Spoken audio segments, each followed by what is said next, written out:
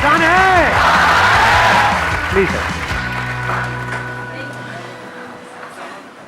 तो इस सेशन को मैं शुरू करता हूं। एक बहुत इंपॉर्टेंट एक बात जो हमको समझनी होगी इस सेशन को आगे बढ़ाने से पहले, हमारा जो भी एजुकेशन सिस्टम है या जो भी बचपन से आज तक हमारी कंडीशनिंग हुई है, वो पूरा फोकस सिर्फ एक ही चीज के ऊपर है, वो है कि पैसा कमाओ। सब एग्री करते हैं इस बात से? तो पैसा कमाने पे तो सबका फोकस है, लेकिन कुछ ऐसा है जो इससे बहुत इंपॉर्टेंट है, उस पर किसी का फोकस नहीं है। पैसा कमाने से भी ज्यादा जो इंपॉर्टेंट है वो है कि आपने कितना पैसा बचाया। इंपॉर्टेंट है या नहीं है लॉन्ग टर्म में? सपोजिंगली आपने 50,000 रुपए महीने का कमा तो लिया, लेकिन आपके खर्चे हैं 55,000 रुपए के, क्या करोगे? तो कितना आपने कमाया उससे ज्यादा इंपॉर्टेंट है आपने कितना बचाया। कितना बचाया इससे भी ज्यादा इंपॉर्टेंट है कि जो बचाया उसको किस तरीके से इन्वेस्ट किया। ये कितने लोग समझ पा रहे हैं इस बात को? बट ये हमको कहीं नहीं सिखाया जाता है। स्कूल्स में, कॉलेजेस में, घर पे भी इसकी इतनी बात नहीं होती है कि पैसे को इन्वेस्ट कैसे करना है, स्मार्टली कैसे इन्वेस्ट करना है। क्योंकि अगर आपको स्मार्टली इन्वेस्ट करना आता है और आप मान लो महीने का, मैं बहुत बड़ी बात नहीं करता, 2-3 हज़ार रुपए भी इन्वेस्ट करते रहते हो अभी से, इस एज ग्रुप से, which is around 25 years 30 years, तो आने वाले 20 साल बाद, 30 साल बाद पता है आपके अकाउंट में कितना पैसा हो सकता है अगर स्मार्टली इन्वेस्ट करते हो तो? करोड़ों रुपए हो सकते हैं। तो this topic today is extremely important, चाहे आप मेल हो चाहे फीमेल हो। और जरूरी नहीं है ये उन्हीं लोगों के लिए है जिनकी एज ग्रुप 25 साल है, 30 साल है, 35 साल है, क्योंकि इन बातों को सीखना एक्चुअल में जरूरी है at age young of age as possible. यानी अगर आपकी एज 18-19 साल, 20 साल भी है, जो लोग कैमरे पे देख रहे हैं उनको मैं बोलता हूँ, जो वीडियो में देख रहे हैं, कि अगर आपकी एज 18-19 साल है, 20 साल है, तब भी आपके लिए सेशन बहुत इंपॉर्टेंट है, इनफैक्ट ज्यादा इंपॉर्टेंट है। और मेरे को आइडिया कहाँ से आया ये सेशन करने का? मेरे एक फ्रेंड है, मेरी वैसे उनसे बातचीत हो रही, उन्होंने मेरे से पूछा कि यार मेरे पास में कुछ फंड पड़ा हुआ है, मुझे क्या करना चाहिए, उसको कहाँ इन्वेस्ट करना चाहिए, कुछ आइडियाज हैं आपके पास? नहीं, उन्होंने मुझसे पूछा आप क्यों बीच में टांग अड़ा रहे हैं, सीधा ही म्यूचुअल फंड है। तो उन्होंने मेरे से पूछा, तो मैंने ये नहीं कहा जो इन्होंने कहा, मैंने सबसे पहले उनसे ये पूछा, मैंने कहा आपने क्या किया हुआ इस पैसे का और कितना पैसा आपने जोड़ा हुआ है? तो उन्होंने बताया मेरे अकाउंट में अराउंड 4-5 लाख रुपए पड़ा हुआ है। मैंने कहा अकाउंट में मतलब? कहते सेविंग्स अकाउंट में। And it's a huge blunder. और आप में से भी बहुत सारे लोगों के अकाउंट में पैसा पड़ा हुआ, कितने ऐसे हैं यहां पर? सेविंग अकाउंट में इंटरेस्ट कितना है पता है? 3%, 3.5%। इन्फ्लेशन कितनी है? इन्फ्लेशन पता है ना हम सबको क्या है? मान लो आज हम पेट्रोल खरीदते हैं, कितने का है पेट्रोल? कितने रुपए लीटर है? 73। ये आज से 20 साल पहले कितने का था? 20-25 रुपए का। तो 25 रुपए से बढ़ करके आज कहां हो गया है? 73 पे पहुंच गया, तो ऑलमोस्ट 3 गुना बढ़ गया है। तो अगर वो पैसा आपके सेविंग अकाउंट में पड़ा होता तो क्या वो 3 गुना बढ़ जाता? तो आप लॉस में हो। समझ गए? इन्फ्लेशन का जो रेट है अप्रॉक्सीमेटली आप कह सकते हो 6% के आसपास मान लेते हैं, वो वेरी करता रहता है। बट अगर 6% इन्फ्लेशन है और 3% आप अर्न कर रहे हो उस पैसे पे, तो आप कमा नहीं रहे हो, आप गंवा रहे हो, क्योंकि उस पैसे की वैल्यू कम होती चली जा रही है और आप खुश हो रहे हो कि मैं पैसा जोड़ रहा हूं। आप जोड़ नहीं रहे हो, आप बेवकूफी कर रहे हो। तो इस तरह की कुछ चीजें हैं जो हमको सीखनी बहुत जरूरी है। और जैसे मैंने उनको ये बात बोली तो it was a surprise for him. मैंने कहा ये पैसा सेविंग्स में क्यों पड़ा है, इसकी एफडी क्यों नहीं कराई? क्योंकि एफडी में एटलीस्ट 7% इंटरेस्ट है। कहता मैंने कभी सोचा ही नहीं ऐसे, मेरे को किसी ने बताया ही नहीं इसके बारे में, कभी सिखाया ही नहीं। और ये कोई छोटी प्रॉब्लम नहीं, बहुत बड़ी प्रॉब्लम है।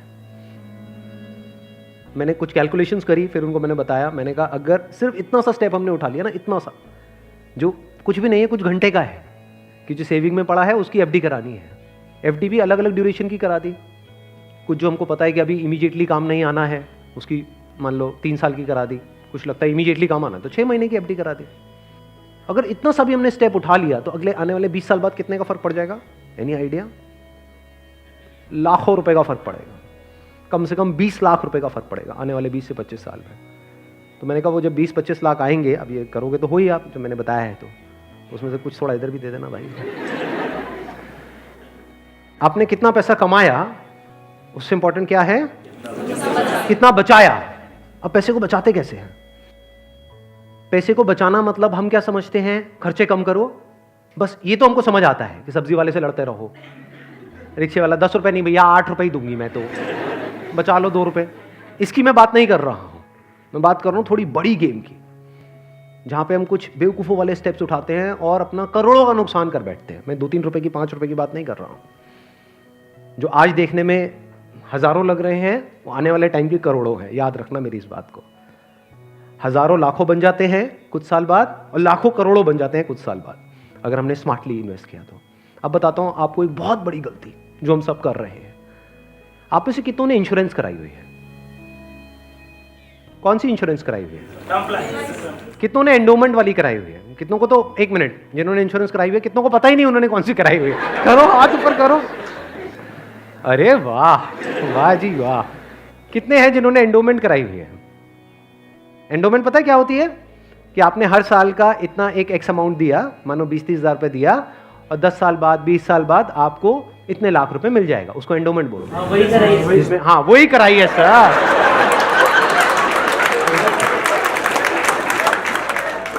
क्या सर एंडोमेंट पेंडोमेंट बोलते हैं? सीधी बात करो ना। इंश्योरेंस का मतलब लोग यही समझते हैं इंडिया में कि हर साल का इतना पैसा जाना है, इतना प्रीमियम जाएगा, 20,000, 30,000, 40,000, और 20 साल बाद आपको इतने लाख रुपए मिल जाएगा। मान लो 20 लाख रुपए मिल जाएगा, जो सुनने में बड़ा अट्रैक्टिव लगता है। बेवकूफों वाला स्टेप है ये। कितनों ने टर्म इंश्योरेंस कराई हुई है? हार्डली 3 या 4 या 5 लोग। कमाल जी कमाल। देख लो कितना बड़ा ब्लंडर है ये अभी आप सपने में भी नहीं सोच सकते। और ये आपको कोई नहीं बताएगा, ना कोई बैंक वाले बताएंगे, ना कोई इंश्योरेंस एजेंट बताएगा, ना आपका कोई दोस्त बताएगा, क्योंकि जब पैसा बीच में आ जाता है तो यारी दोस्ती सिर्फ नाम की होती है। दारू पी रहे हो, ओ तुम मेरा भाई है, मैं तेरे साथ में कभी कुछ गलत नहीं कर सकता, ले तू एंडोमेंट करा, ओ तू मेरे पे छोड़ दे यार। और आपको पता ही नहीं आपका कितना बुरी तरीके से कटा है। तो अब ध्यान से समझना, ये जो टर्म इंश्योरेंस है ये आपको कराने के लिए कोई नहीं बोलेगा। क्यों? क्योंकि इसमें जो इंश्योरेंस एजेंट है उसको पैसा ना के बराबर मिलेगा। जो एंडोमेंट प्लान्स होते हैं, जो यूलिप्स होते हैं, उसमें उनको अच्छा खासा कमीशन मिलता है, कुछ केसेस में 30% तक भी मिलता है। अगर आपने मानो 20,000 की इंश्योरेंस कराई तो 30% कट गया आपका। आपका कट नहीं गया है, पैसा आपका कट गया है। 6,000 रुपए गया। अगर 6,000 रुपए वैसे कहीं पे खो जाते हैं या नहीं मिलते हैं या कोई लेकर के आपसे भाग जाता है, कितने दिन तक टेंशन रहती है? मजे की बात क्या है, आपको पता ही नहीं है कि आपके साथ क्या हुआ है। ये जो टर्म इंश्योरेंस होती है इसमें ना के बराबर कटता है। इसमें बस एक पॉइंट होता है जिसको सुनते ही आप लोगों को झटका लगेगा, जिनका कन्वेंशनल माइंडसेट है। टर्म इंश्योरेंस क्या होती है कि आप इतना पैसा देते रहो, मानो आपने 10 साल दिया, 20 साल दिया, 30 साल दिया, 30 साल बाद आपको 1 रुपए भी वापस नहीं आएगा। ओ सर, ये क्या सर, वापस नहीं आएगा तो फायदा क्या है? इंश्योरेंस किस लिए होती है? किस लिए होती है? कि कल को आपको कुछ हो जाए। ये बेसिक सी बातें बता रहा हूं आपको, ये नहीं पता है लोगों को। अभी देख लो कितनों ने हाथ उठाया था। बेसिक सी बात समझो, इंश्योरेंस का जो मतलब होता है वो होता है कि अगर आपको कुछ हो गया तो आपकी फैमिली को इतना पैसा मिल जाए कि उनको टेंशन ना हो। मान लो आप अर्निंग मेंबर हो फैमिली में, आप महीने का मान लो 30,000 कमा रहे हो, 40,000 कमा रहे हो, तो इंश्योरेंस का मतलब क्या है कि अगर आपको कुछ हो जाए तो आपकी फैमिली को इतना पैसा मिलना चाहिए कि उनके पास 40-50 हज़ार रुपये आता रहे। ये जो पॉलिसीज होती हैं, एंडोमेंट, यूलिप और ये सब जितनी भी होती हैं, इसमें कवर बहुत कम होता है। कवर का मतलब समझते हैं हम? कवर मतलब लाइफ कवर, जितने की कवरेज हुई है। कि अगर आप मानो 50,000 का प्रीमियम दोगे तो आपको कवरेज मिलेगी, अलग अलग प्लान में अलग अलग होती है, मान लो 10 से 20 लाख रुपए की। मान लो अगर आपको 20 लाख रुपए मिल भी गया आपकी फैमिली को आपके जाने के बाद में, अगर आप साल का 50,000 दे रहे हो तो इसका मतलब अच्छा खासा कमा रहे हो। मान लो लाख रुपए महीने का कमा रहे हो, तो क्या उस 20 लाख रुपए में आपकी सारी जो भी फैमिली की प्रॉब्लम्स है वो सारी सॉल्व हो जाएगी? तो करा क्यों रहे हो ऐसी इंश्योरेंस? बस लालच, कितने साल बाद इतना पैसा मिलेगा? 20 लाख को अगर आपकी फैमिली आपके जाने के बाद में बैंक में रखती है, वहां से कितना इंटरेस्ट आएगा? मान लो 7% भी आ जाता है। 7% कितना होता है? 1,40,000, 20 लाख पे महीने का कितना हुआ? 12,000 रुपये महीना। चलो 1 लाख भी हटा देते हैं। अगर आपकी सैलरी 50,000 थी तो क्या 12,000 रुपये महीना बहुत है आपके लिए, आपकी वाइफ के लिए, आपके बच्चों के लिए, आपके मदर फादर के लिए, सबके लिए बहुत है? बिल्कुल। तो फिर ऐसी इंश्योरेंस हम क्यों कराते हैं? क्योंकि हम इन चीजों में कभी दिमाग ही नहीं लगाते हैं। कोई और हमारे लिए दिमाग लगा रहा होता है, कोई एजेंट या फिर बैंक वाले फोर्स कर रहे होते हैं। आजकल ये नया ट्रेंड चल गया है कि आपके बैंक अकाउंट में थोड़ा सा भी पैसा पड़ा होगा तो बैंक से फोन आ जाएगा। हो रहा है ऐसा है? नहीं हो रहा है कि क्यों रखा हुआ है, ये करा लो ना, वो करा लो ना। अब वो क्या करवाने को बोलेंगे आपको, जिसमें आपका फायदा है, जिसमें उनका फायदा है। इस बेसिक सी चीज को समझ लो। तो टर्म इंश्योरेंस के लिए आपको कोई नहीं बोलने वाला। उल्टा अगर आप बोलोगे तो वो लोग मना ही करेंगे, आपको कहेंगे इसमें मिलना तो है नहीं, फायदा क्या है। अब टर्म इंश्योरेंस का फायदा समझो। यहां पे आपने एंडोमेंट में, यूलिप में कितना दिया? 50,000 साल का, और मिला कितना? कवर कितने का है? 20 लाख का मैक्सिमम। कई कई केसेस ऐसे भी हैं जहां पे 50,000 आपने दिया और 10 लाख का कवर है, और 10 लाख रुपए कुछ भी नहीं है अगर कुछ आपको हो जाता है तो। अब वहां पर क्या है? 10,000 रुपए आप देते हो साल का, और कवर कितना है? 1 crore. 1 crore approximately, depends upon the age. But 1 crore का आपको कवर मिला। 10,000 रुपए आपने साल का दिया, 1 करोड़ अगर उन्होंने बैंक में भी रखा तो कितना आया? 60,000 महीने। 7 लाख रुपए साल का आया। महीने का कितना हुआ? अराउंड 60,000। बहुत है। अगर आप 50,000 रुपए कमा रहे हो, बल्कि 10,000 ज्यादा दे दिए। अगर आप मैं वही बोलने ही वाला था कि अगर आप जरूरत से ज्यादा लड़ते हो घर में तो आपके घर वाले खुश होंगे। चलो एक काम तो अच्छा किया जिंदगी में। तो अगर आपका बजट 50,000 का है इंश्योरेंस कराने का, तो 10,000 आपने कराई टर्म इंश्योरेंस, बिना ये सोचे कि मेरे को वापस कितना मिलेगा, क्योंकि वापस मिलने के लिए इंश्योरेंस नहीं है। इंश्योरेंस है लाइफ कवरेज के लिए। टर्म इंश्योरेंस मतलब क्या? कि आप उतना ही पैसा दे रहे हो जितने का आपको लाइफ कवर चाहिए। सिंपल। मान लो आप लाख रुपए महीने का कमा रहे हो, तो आपको कितने की पॉलिसी चाहिए? 2 करोड़। 2 करोड़ की। 2 करोड़ के लिए कितने का प्रीमियम जाएगा साल का? 20,000 रुपए। बस, इससे ऊपर 1 रुपए भी देना इलॉजिकल है। इसको बोलते हैं पैसे को बचाना। और वैसे अगर आपको 2 करोड़ की कवर चाहिए एंडोमेंट पॉलिसी में, तो कितने का प्रीमियम देना पड़ेगा साल का? 10 से 20 लाख रुपए साल का आपको प्रीमियम देना पड़ेगा। मतलब जितना कमा रहे हो उससे ज्यादा देना पड़ेगा। समझ गए क्या हो रहा है? जो कमा रहे हो वो सारा इंश्योरेंस में ही जाएगा, तब जाकर के एक ढंग का कवर मिलेगा आपको। जब मैंने भी अपने घर में बात करी टर्म इंश्योरेंस कराने की अपनी, तो उन्होंने सबसे पहली चीज यही पूछी, मेरे जो फादर है, कि ठीक है ये तो समझ आता है कि इतना पैसा जा रहा है, 20 साल बाद कितना मिलेगा? मैं कुछ नहीं मिलेगा। मैं कहा हाँ अगर कुछ हो गया तो मिलेगा। कहता अरे नहीं नहीं बेटा ये क्या बात कर। मैं कहा इसीलिए होती है इंश्योरेंस पॉलिसी, मिलेगा। इस तरह से आप ज्यादा से ज्यादा कवर ले सकते हैं। Health insurance sir? Health insurance is must. आज के टाइम में बहुत जरूरी है। नहीं तो होगा क्या? आपने पैसा बचाया, मान लो बहुत एफर्ट किया, बहुत मेहनत करी, पता नहीं क्या क्या करा, और एक एक्स अमाउंट आपने बचा भी लिया। 10 साल 20 साल काम करके मान लो 10-20 लाख रुपए आपने बचा लिया, किसी तरीके से सेव कर लिया, और अगर कोई बीमारी हो गई तो कितनी देर लगेगी उस पैसे को खत्म होने में? हफ्ता, 10 दिन, 15 दिन। कितने लोग प्रैक्टिकली मेरी इस बात से रिलेट कर पा रहे हैं? सब कर पा रहे हैं। और कितनों ने हेल्थ इंश्योरेंस कराई हुई है? रिलेट सारे कर पा रहे हैं, लेकिन हार्डली आधे लोग ऐसे हैं जिन्होंने एक्चुअल में अपनी हेल्थ इंश्योरेंस कराई हुई है। और हेल्थ इंश्योरेंस भी मुझे लग रहा है ज्यादातर ने तो नाम के लिए करा रखी होगी। कितना कवर है? क्योंकि अगर आप कवर ज्यादा भी लेते हो तो प्रीमियम आपको बहुत ज्यादा नहीं देना पड़ता है, मार्जिनली एक्स्ट्रा होता है। उसमें आपकी पूरी फैमिली कवर हो जाती है। मतलब आप, आपकी वाइफ, आपके बच्चे सारे कवर हो जाते हैं। इसको आप हेल्थ इंश्योरेंस कहो, मेडिकल इंश्योरेंस कहो, मस्ट है ये होनी ही चाहिए। ज्यादातर ऐसे केसेस में क्या होता है, जिन्होंने कोई हेल्थ इंश्योरेंस अपनी नहीं कराई होती है, क्योंकि अब छोड़ तो सकते नहीं उस पर्सन को जो हमारे साथ में है, या खुद अगर कुछ हो गया तो अब अपने आप को ये तो नहीं कह सकते कि हाँ मरते हैं। तो ऐसे में क्या होता है, एक तो सेविंग्स आपकी खत्म होती है बड़ी तेजी से, दूसरा क्या खत्म होता है, और क्या होता है? लोन लेना पड़ेगा, उधार लेना पड़ेगा। उस उधार को चुकाने का मतलब क्या है? कि आप कभी जिंदगी में दोबारा सेव कर ही नहीं सकते। समझ रहे हो ये प्रॉब्लम कितनी बड़ी है और कितनी कॉम्प्लिकेटेड है ये? कि मतलब जिंदगी में कभी आप पैसा जोड़ ही नहीं पाओगे, क्योंकि जो कमाओगे अब वो सारा उधार चुकाने में लगता रहेगा। या तो आप लोन लोगे बैंक से, या अपने किसी दोस्तों से, यहां से वहां से, जिससे भी लोगे। अगर नहीं दोगे उनको वापस तो दोस्ती खराब करोगे। और एक और जब बात यहां तक आई है तो एक और चीज, एक और गलती हम करते हैं, we want to make quick money. उससे हमेशा बच करके रहो। जहाँ भी क्विक मनी की बात हो रही हो, भैया इतना पैसा लगा दो, इतने टाइम में इतना पैसा मिल जाएगा, ये हो जाएगा वो हो जाएगा, वहाँ से भाग जाओ, उल्टे हो जाओ और भाग जाओ वहाँ से, रुकना मत गलती से भी। ऐसी बहुत सारी स्कीम चल रही हैं मार्केट में, अनलिमिटेड, और करोड़ों लोगों ने अपने पैसे गंवाए हैं इन चक्करों में। अब आते हैं एक दूसरे एस्पेक्ट पे कि चलो हमने स्मार्टली पैसे को जोड़ा। कब जोड़ा? जब फालतू की जगह पे हमने पैसे को ब्लॉक नहीं किया।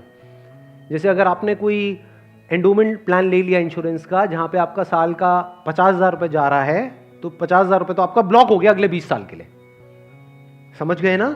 तो हमने वहां पे स्मार्टली प्ले किया, टर्म इंश्योरेंस कराई, वहां से पैसा बचाया। तो अभी जो पैसा बचा, इसका हम क्या करें? क्या सेविंग अकाउंट्स में पड़ा रहने दें? No use. वो आपका पैसा बढ़ नहीं रहा है, एक्चुअल में कम हो रहा है। वहां पे जो आपके पैसे पड़े हुए हैं वो 10 साल बाद और कम हो जाएगी उसकी वैल्यू। तो करना क्या चाहिए? इतना पैसा जितना आपको लगता है कि यार मेरे को इमीडिएटली जरूरत पड़ सकती है, वो कितना है? जितना आपके महीने के खर्चे हैं, इंटू 6 कर दो। वो पैसा है जो आपको कभी भी जरूरत पड़ सकती है। तो उस पैसे की आपने एक 6 महीने की एफडी करा दी। और एक बहुत अच्छा ऑप्शन अवेलेबल है हमारे पास में, वो है म्यूचुअल फंड्स। म्यूचुअल फंड्स पता है सबको क्या है? कितनों ने ऑलरेडी इन्वेस्ट किया हुआ है म्यूचुअल फंड्स में? बहुत कम लोगों ने। क्यों नहीं किया हमने इन्वेस्ट? पता ही नहीं सर। नंबर 1 करेक्ट इन्फॉर्मेशन नहीं है। नंबर 2 हम डरते हैं, हमें लगता है म्यूचुअल फंड भी कोई स्कीम है कि पैसा इकट्ठा किया और कल को अगर भाग गए या बंद हो गया तो पता नहीं क्या होगा। ये पैसा आपका 100% सेफ है, because it is regulated by SEBI.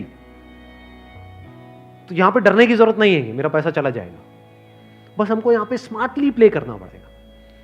So what we need to do is, एक तो आपने अपने 6 महीने का जो अपना कॉर्पस है उसको अलग कर दिया, यानी जो पैसा आपको चाहिएगा उसकी आपने एफडी करा दी, इंश्योरेंस वगैरह को प्लान कर लिया अच्छे से। फिर जो पैसा आपका बचा उसमें आप इन्वेस्ट कर सकते हो through SIP, systematic investment plan.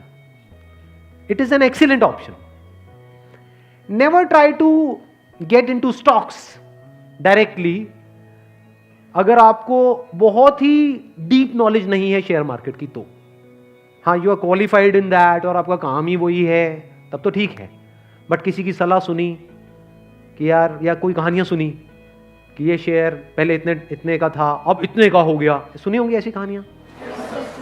Never invest in stocks directly, क्योंकि कुछ नहीं पता कि वो कंपनी का क्या होने वाला है। हो सकता है आपका 100 रुपये आपने पूरा जो भी आपने जोड़ा या 1 लाख रुपए आपने जोड़ा और किसी के एडवाइस पे आपने उठा करके लगा दिया, वो 1 लाख रुपए 10,000 भी रह सकता है कुछ टाइम के अंदर अंदर, पता भी नहीं लगेगा। कहते हैं ना, never put all your eggs in the same basket, in one basket. तो अब करें क्या? क्योंकि अब प्रॉब्लम क्या है, इन्फ्लेशन अगर है 6% का और एफडी में आपको मिल रहा है 7%, तो अल्टीमेटली आप कितना कमा रहे हो? 1%। 1% से क्या होगा? करोड़पति बन जाओगे? इम्पॉसिबल। तो आप क्या कर सकते हो, अपना आधा पैसा सेफ जगह पर रखो। सेफ जगह क्या है? एफडी हो गया। एफडी में भी एक और चीज है जो बहुत लोगों को नहीं पता है। वो क्या है कि ऐसे, एक तो है बैंक में आप एफडी कराते हो, एक है कुछ कंपनीज है जो क्रिसिल से या इकरा से, ऐसे ये कुछ ऑर्गेनाइजेशंस हैं, वहां से AAA रेटेड है। AAA रेटेड का मतलब होता है highly secure, as secure as a bank. वहां पर अगर आप एफडी कराते हो तो आपको 9% तक का इंटरेस्ट मिल जाता है। ये जो सुनने में लगता है ना 7% और 9%, ये अभी छोटा लगता है, लेकिन आने वाले 20 साल बाद इसकी कितनी बड़ी अमाउंट होती है अगर आप कंपाउंडिंग को बीच में ले आओ, that you can't even think in the wildest of your dreams. Compounding कितने लोगों को पता है? बहुत कम को। देखो, कंपाउंडिंग मतलब होता है जो हमको इंटरेस्ट मिलता है हमारे पैसे पे, जहां भी हम इन्वेस्ट करते हैं उस इंटरेस्ट पे भी तो इंटरेस्ट मिलता है ना। मान लो आपने 100 रुपए इन्वेस्ट किया, 1 साल बाद 20% की रिटर्न आई, तो अगले साल 120 पे 20% मिलेगा। कितना हो गया? 144। उसके अगले साल 144 पे 20% मिलेगा, 100 पे नहीं मिलेगा। और जब इसको आप इस तरीके से देखते चले जाओगे तो ये फिगर देखने में छोटी लगेगी, शुरू छोटे से होएगी, शुरू होएगी 2-3 हजार 5 हजार से, ये करोड़ों में पहुंचने में देर नहीं लगेगी। मतलब हर महीने का मैं कंजर्वेटिव भी पकड़ता हूं, अगर 2-3 हजार रुपए भी हम सेव करते हैं, उसको स्मार्टली इन्वेस्ट करते हैं, इतना सा सीख जाते हैं, तो बहुत बड़ा डिफरेंस आ जाएगा हमारी लाइफ में आने वाले कुछ साल बाद। Huge difference. तो आपको दिमाग ये लगाना है कि लॉन्ग टर्म में बेस्ट पॉसिबल ऑप्शंस क्या क्या अवेलेबल है। जैसे आप में से कितने हैं जो मैरिड हैं और जिनकी कोई डॉटर है? तो एक गवर्नमेंट की तरफ से एक स्कीम है सुकन्या योजना करके, सुना है इसके बारे में? That is an excellent investment option. Government की तरफ से सब्सिडाइज्ड है वो, तो वहां पे आप एक्सपेक्ट कर सकते हो 9% की रिटर्न जो गवर्नमेंट की तरफ से मिल रही है आपको, और हर साल का आपके ऊपर है आपको कितना इन्वेस्ट करना है। हाईएस्ट लिमिट 1.5 लाख की है, बट आपके ऊपर है। किसी साल में आपने 10,000 कर दिया, कभी 20,000 कर दिया, ऐसे आप करते रहे over a period of next 15-20 years, उसके बाद में एक बहुत बड़ा कॉर्पस उसको मिलेगा अपने एजुकेशन के लिए या किसी भी चीज के लिए, फ्यूचर के लिए। इसको बोलते हैं स्मार्ट इन्वेस्टमेंट। पैसे से पैसा कैसे कमाना है, ये एक बहुत बड़ी आर्ट है, क्योंकि ये जिसको आती है और अगर उसकी कमाई कम भी है तब भी वो आने वाले 20-30 साल बाद बिल्कुल ऐसा है जैसे कछुआ और खरगोश की कहानी। इमीडिएटली नहीं, मान लो कोई बंदा है 50,000 रुपए कमा रहा है लेकिन वो स्मार्टली इन्वेस्ट कर रहा है। दूसरी तरफ से कोई बंदा है जो 1 लाख रुपए महीने का कमा रहा है, लेकिन ना तो ढंग से पैसा बचा रहा है ना समझदारी से इन्वेस्ट कर रहा है, तो आने वाले 20-30 साल बाद ये जो 50,000 वाला है ये उससे बहुत आगे होगा, ये करोड़ों में होगा, और उस बंदे के हाथ में कुछ भी नहीं होगा। वो हो सकता है डेट में होगा, मतलब उसके ऊपर कर्जा होगा, और ये बंदा ऐसा होगा जो कर्जा देने लायक पोजीशन में होगा। ऐसा भी हो सकता है, ये अगर हम बेसिक से फंडों को समझते चले जाएं तो अब ध्यान से समझना। अब यहां पर हम कहां तक पहुंच गए थे? SIP is an excellent option. SIP का मतलब होता है कि आपने अपना एक अमाउंट फिक्स कर लिया, हर महीने का इतना अमाउंट तो एसआईपी में देना ही देना है म्यूचुअल फंड में। अब म्यूचुअल फंड कैसे चूज करें? हजारों म्यूचुअल फंड है। लार्ज कैप इक्विटी फंड को पकड़ो, वो भी कुछ वेबसाइट्स है जैसे मनी कंट्रोल है, वैल्यू रिसर्च है, वहां पर जाकर के देखो उन फंड्स की रेटिंग कम से कम 4 से 5 स्टार होनी चाहिए। कोई ऐसा फंड है उसकी 1 या 2 स्टार की रेटिंग है, मत करो उसमें, बल्कि ऐसा फंड होना चाहिए जो हर वेबसाइट पे 4 या 5 स्टार की रेटिंग हो। अब आपने क्या किया कि हर महीने का अपना एक अमाउंट फिक्स कर लिया, दैट कुड बी एनीथिंग, 1,000 रुपए, 2,000 रुपए, 3,000 रुपए, 4,000, 5,000, what ever that amount is. SIP के थ्रू ऑटोमेटिकली इतना अमाउंट आपके अकाउंट से डेबिट होता चला जाएगा over a period of next 10 years, 20 years, 30 years. अभी स्मार्ट इन्वेस्टमेंट क्यों है? एक तरफ से मैं इंश्योरेंस के लिए मना कर रहा था, इसके लिए स्मार्ट क्यों है? क्योंकि यहां पे आपका पैसा नहीं कट रहा है, जो पैसा आप लगा रहे हो पूरा का पूरा इन्वेस्ट हो रहा है। इसमें भी 2 ऑप्शन है, एक आप ब्रोकर के थ्रू जा सकते हो, एक है डायरेक्ट जा सकते हो, तो वहां पे आपका 1% और बच जाएगा। मान लो टोटल 1.5% कटना था हर साल का, तो अब कितना कटेगा? सिर्फ 0.5%। अभी 1% सुनने में छोटा लगता है, but over a period of 20-30 years ये लाखों रुपए का होता है। मतलब डिसीजन लेने में कुछ मिनट्स लगते हैं इन बातों को समझने में, लेकिन आने वाले टाइम में यही फर्क होगा कि आपके अकाउंट में लाखों है, करोड़ों है, क्या है। अच्छा, म्यूचुअल फंड क्यों और स्टॉक्स क्यों नहीं? क्योंकि स्टॉक्स में आप 1 या 2 या 4 में इन्वेस्ट कर रहे हो, म्यूचुअल फंड जो है वो डिवाइड कर देते हैं। वो मान लो 50 में उन्होंने इन्वेस्ट कर दिया, तो अब अगर उसमें से एक कंपनी बंद भी हो गई तब भी प्रोपोर्शनेटली जो आपने इन्वेस्टमेंट करी है उसमें उसका परसेंटेज क्या था? मान लो 2%, तो आपको 100 रुपए 98 रह गया, बस इतना ही हुआ। अब मार्केट में सबसे बड़ा डर लोगों को यह होता है जो म्यूचुअल फंड में नहीं इन्वेस्ट करते हैं कि कल को नीचे आ गया तो क्या होगा, क्योंकि नीचे आने की कोई लिमिट नहीं है। एफडी में यह है कि नीचे नहीं आएगा, इंटरेस्ट कम हो सकता है, नीचे नहीं आएगा। तो म्यूचुअल फंड में लोग नीचे आने के नाम से डरते हैं, ऊपर जाने में कोई डर नहीं है। अगर गारंटी मिल जाए कि भैया साल का इतना % तो आना ही आना है और आता ही रहेगा जिंदगी भर, तो कोई डर ही नहीं है, फिर तो सारे लगा देंगे। बट कोई गारंटी नहीं है ना, और नीचे भी जा सकता है। तो अगर कुछ ऐसा हो जाए कि अगर म्यूचुअल फंड नीचे भी जाए तब भी आपका फायदा हो जाए, तो प्रॉब्लम सॉल्व हो गई ना। ये मेरी अपनी स्ट्रैटेजी है, ये कोई किसी बुक में नहीं है या कोई थ्योरी नहीं है, ये मेरी अपनी स्ट्रैटेजी है, वो मैं आप लोगों के साथ में शेयर कर रहा हूँ। आपको क्या करना है? मोटा मोटा स्टॉक मार्केट को ट्रैक करना है, हफ्ते में एक दिन देख लो कि अभी कितने पे चल रहा है। मान लो एक पीक है, पीक अभी मान लो 40,000 है, अभी मार्केट चल रहा है अराउंड कितना? 37 के अराउंड चल रहा है। तो मेरी स्ट्रैटेजी क्या है? जैसे ही मार्केट 20% से नीचे गिर जाए कि मार्केट की ये पीक है, मान लो 40,000 है, अब मार्केट 30,000 पे आ गया है, तो आपने क्या किया? पहले इन्वेस्ट किया हुआ था एसआईपी में, लार्ज कैप्स में, आप इमीडिएटली जैसे ही मार्केट 30 पे आई आप स्विच कर गए मिड कैप में, not even in small cap, mid cap. अब ऐसा क्यों किया? क्योंकि जब मार्केट 20% टूटेगा, सेंसेक्स का मतलब लार्ज कैप्स जो बड़ी कंपनीज हैं, जब मार्केट 20% टूटेगा यानी बड़ी कंपनीज के जो शेयर्स हैं वो 20% से टूटेंगे, तो जो छोटी कंपनीज हैं उनके शेयर्स 50 से 60%, 70% तक टूट जाएंगे। तो जब वो 60% टूटा तो 100 की चीज आपको कितने में मिल गई? 50 में या 40 में। तो जब मार्केट नीचे भी गया तो आपका फायदा हो रहा है। ये स्ट्रैटेजी समझ आ गई? वापस से जैसे ही मार्केट जो भी लास्ट उसकी पीक थी, मान लो 40,000, उससे 20% ऊपर गया तो मिड कैप से आप स्विच कर गए वापस से लार्ज कैप में। ये स्ट्रैटेजी जो है ये मैंने सीखी है वॉरेन बफे से। उनका जो बेसिक सा फंडा है, मतलब अगर एक लाइन के अंदर बोला जाए, वो क्या है कि जब मार्केट बहुत ज्यादा ग्रीडी हो तो डरो, और जब मार्केट डरा हुआ है तो ग्रीडी हो जाओ। बेसिक सा फंडा है। मतलब जब सब डरे हुए हैं तो थोड़े से लालची हो जाओ, और जब सब लालची हो रहे हैं, मतलब मार्केट ऊपर भाग रहा है, तो डरने लग जाओ। तो लार्ज कैप में डर कम है, मिड कैप में डर ज्यादा है। तो जैसे ही मार्केट नीचे जाएगा मिड कैप को सब छोड़ देंगे, उस वक्त आप उसको पकड़ लोगे। तो अब चाहे मार्केट ऊपर उठे तब भी आपका फायदा है, नीचे गिरे तब भी आपका फायदा है। आप वेट कर रहे हो, मैं आज एक्चुअल में वेट कर रहा हूं। लोग हैं डरते हैं, जो म्यूचुअल फंड में इन्वेस्ट करते हैं, स्टॉक्स में इन्वेस्ट करते हैं, लोग डरते हैं कि मार्केट नीचे ना आ जाए, मार्केट ऊपर जाए। मैं वेट कर रहा हूं, जाए तो सही नीचे। समझ गए?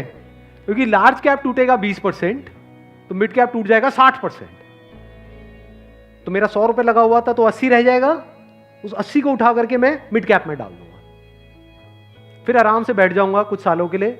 जैसे ही मार्केट ऊपर जाएगा, मतलब लोग लालच से तड़प रहे हैं, तब जैसे ही 20% ऊपर गया, मान लो 48,000 पे गया, मिड कैप से हट करके मैं आ जाऊंगा लार्ज कैप में, वापस से सेफ हो गया। अब जो नया पीक बन गया वो क्या बन गया? 48,000। आज की रेट में क्या है? 40,000। अब 48,000 पे 2020 चलेगा। आ गया गेम समझ में? तो यहां से आप पीसफुल हो, नहीं तो लोग डरे ही रहते हैं, म्यूचुअल फंड के नाम से डरते हैं। क्यों डरते हैं? अरे कम हो रहा है, कम हो रहा है, कम हो रहा है। कम हो रहा है तो बढ़िया है, तब भी आपका फायदा है, और बढ़ रहा है तो फायदा है ही है।